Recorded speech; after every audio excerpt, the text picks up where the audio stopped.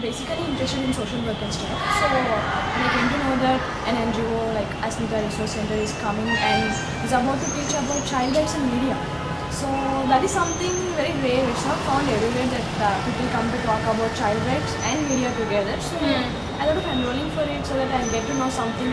So that in future I won't be doing the mistake that this present media is doing. So I enrolled for your course and it's really very helpful. It's something that I didn't know, and while we were told that my journalism lecturer came to us and said there's a course about children's rights in media, and I was like, wow, okay, it's probably just like any other course. But once I started it, I'm not going to lie to you, all the things that were taught, it's things that I had little knowledge of, so I really gained a lot of knowledge from the whole course.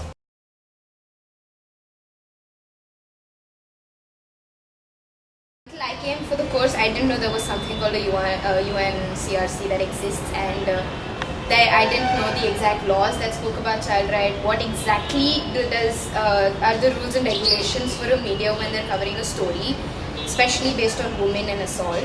So it's helped me a lot, and I think this course should reach out to everybody. The whole course, it was just very informative, and I take knowledge very importantly, especially when it's things that I didn't know of. So I always try to listen very attentively and contribute where I can. And where I object, as you guys would know, I was kind of being very objective about certain things. Changed my opinions actually on a lot of things.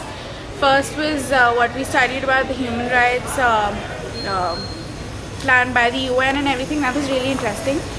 Plus we spoke about reservation, and one day it really changed my opinion of everything.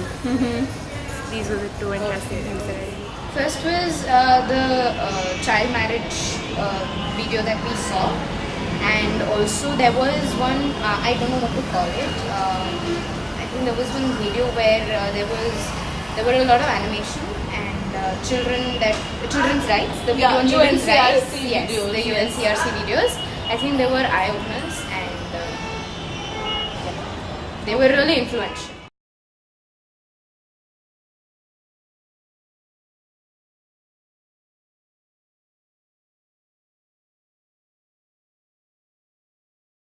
More aware now of all the issues with children and all the all the implications of child marriage and what our rights are as children, and it's been pretty good.